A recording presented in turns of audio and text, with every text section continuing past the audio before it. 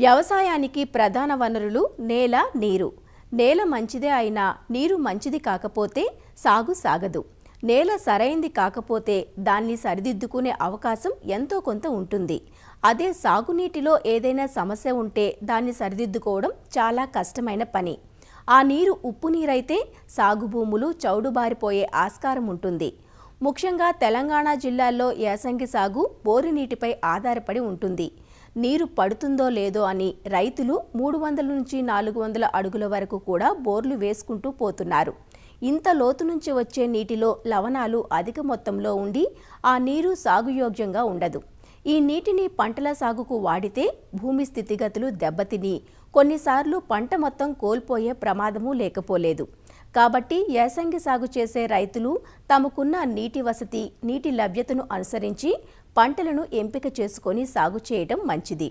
తెలంగాణ జిల్లాలో ఉప్పదనం కలిగిన బోరు నీటితో యాసంగి పంటలు సాగు చేసే రైతులు ఎలాంటి పంటలు ఎంచుకోవాలో, ఏ విధమైన మెలకువలు పాటించాలో నాగర్ కర్నూలు జిల్లా Palem Krishi Vignana Kendram program coordinator doctor T Prabhakar Reddy నుంచి తెలుసుకుందాం. ముఖ్యంగా మన తెలంగాణ జిల్లాలో యాసంగి పంట కాలం కనుక మనం చూసినట్లయితే రైతులు ఎక్కువగా బోరు నీటిపై ఆధారపడతారు. ముఖ్యంగా 300 నుంచి 500 లోతు గల బోరు బావుల్లో ఉండే నీటిలో ఈ చౌడు గుణం అధికంగా ఉంటుంది. నీటిలో లవణ సాంద్రత అధికంగా ఉంటుంది. సో ఈ లవణ సాంద్రత అధికంగా ఉండడం వల్ల పంటలు ఎదకపోవటం, ఎర్రబట్టం, నీటిని పట్టి ఉంచే శక్తి తక్కువగా ఉండటం, పోషకాలను గ్రహించలేకపోవటం, వీటి వలన పంట దిగుబడి తగ్గిపోవడం అనేది మనం ముఖ్యంగా గమనిస్తూ ఉంటాం. సో అయితే ఈ ఉప్పు నీటిని ఎలా యాజమాన్యం చేయాలి, చౌడుని ఎలా తగ్గించాలనేది మనం చూసినట్లయితే ఈ యాసంగి పంట కాలంలో పండించే పంటలు, చౌడును తట్టుకునే పంటలు మనం ఎంచుకోవాల్సిన అవసరం ఉంది. ముఖ్యంగా ఈ చౌడును తట్టుకునే పంటలు మనం చూసినట్లయితే వరి, రాగి, జొన్న, దాంతోపాటు ధనియాలు, ఆవాలు, ఈ రకమైన పంటలు మనకి చౌడు నీటిలో కూడా చౌడును తట్టుకొని పెరగలవు. చౌడును తట్టుకోలేని పంటలుగా మనం చూసినట్లయితే ఈ పప్పు ధాన్య పంటలు, ఈ దాంతోపాటు నూనె గింజ పంటలైన వేరుశనగ, మొక్కజొన్న, దాంతోపాటు బంగాళాదుంప, ఈ పంటలు మనకు చౌడును తట్టుకోలేవు. అందువలన ఎక్కడైనా చౌడు నీరు ఉన్నట్టు మనం గమనించినట్లయితే ఇలాంటి పంటలు మనము ఎంచుకోకూడదు. ఇంకా దాంతోపాటు చౌడును తట్టుకునే రకాలను మనం కూడా ఎంచుకోవాల్సిన అవసరం ఉంది. వరి పంటలో వికాస్, దీప్తి, సిఎస్ఆర్ 13, దాంతోపాటు MTU 1001, MTU 1061, ఈ రకాలు చౌడును తట్టుకొని అధిక దిగుబడిని ఇచ్చే రకాలు. ముఖ్యంగా ఈ మధ్యకాలంలో రిలీజ్ అయిన JGL 24423 అనే రకం కూడా చౌడును తట్టుకొని అధిక దిగుబడిని సాధించగలిగిన రకం. సో ఇలాంటి చౌడును తట్టుకునే పంటలను, చౌడును తట్టుకునే రకాలను ఎంచుకోవడం ద్వారా మనము ఈ చౌడు నీటిలో కూడా పంటలు పండించుకునే అవకాశం ఉంటుంది. సో దీంతోపాటు ఇంకా యాజమాన్య పద్ధతులు కనుక మనం చూసినట్లయితే ముఖ్యంగా ఆరుతడి పంటల్లో చౌడు నీటితో కనుక పంటలు పండించాల్సిన అవసరం వచ్చినప్పుడు విత్తన మోతాదును అధికంగా తీసుకోవాలి. దాంతోపాటు సాళ్ళు, బోదెలు చేసుకొని ఈ బోదెల అంచు భాగంలో మనం వేసుకోవడం ద్వారా కొంతవరకు చౌడు నుంచి తట్టుకోవచ్చు. దాంతోపాటు ఈ రసాయన ఎరువుల మోతాదును కూడా ఒక 25 నుంచి 30% వరకు పెంచుకోవాల్సిన అవసరం ఉంటుంది.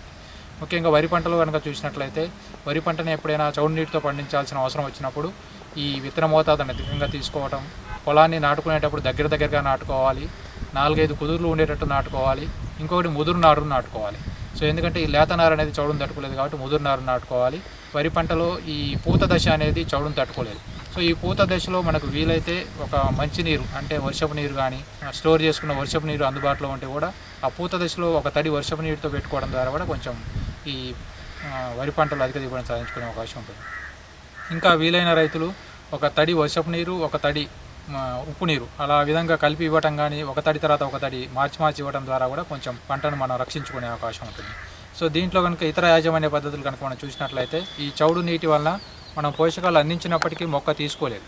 సో మొక్కకు అందని రూపంలోకి మారిపోతాయి కాబట్టి సో మన పోషకాలను పైపాటుగా స్ప్రే చేసుకోవడం చాలా ఉత్తమమైన మార్గం. సో 1 లీటర్ నీటికి 20 గ్రాముల యూరియా కలుపుకొని పైపాటుగా పిచికారీ చేసుకోవడం ద్వారా మనం ఈజీగా మనం పంటను రికవరీ చేసుకునే అవకాశం ఉంటుంది.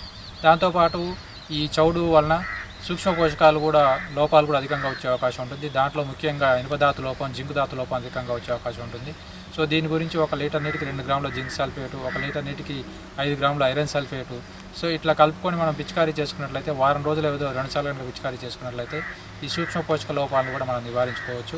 ముఖ్యంగా గమనించాల్సింది ఏంటంటే ఈ చౌడు నీటి వలన దీంట్లో ఉండే క్లోరైడ్ కానీ, సల్ఫేట్ కానీ, సోడియం, సో ఈ 3 రకాలైన లవణాలు అనేది ఎక్కువ ఉండటం వల్ల ఈ నీటిలో లవణ సాంద్రత పెరుగుతుంది. అందువల్ల తప్పనిసరిగా భూసార పరీక్షలు చేయించుకొని దాంట్లో ఉండే లవణాల శాతం ఆధారంగా మనం జిప్సంని వేసుకోవాలి. సో 1 ఎకరాకి 400 కేజీల నుంచి 600 కేజీల వరకు జిప్సంని మనం వేసుకున్నట్లయితే సో ఈ యొక్క లవణాల యొక్క సాంద్రతను తగ్గించుకునే అవకాశం ఉంటుంది. సో దాంతోపాటు ఈ సాగునీటిలో కనుక చౌడు అధికంగా ఉన్నప్పుడు ఈ సాగునీరు పోయే తొట్టెల్లో కానీ సాగునీరు పోయే కాలువల్లో కానీ జిప్సం బస్తాలు వేసినట్లయితే సో ఆ సాగునీరు జిప్సం బస్తాలను దాటుకుంటూ వెళ్ళేటప్పుడు ఆ నాణ్యత లవణ సాంద్రత అనేది తగ్గడం వల్ల సో ఆ నీరు మనకి పంట పొలాలకు హానికరం అనేది తగ్గిపోతుంది.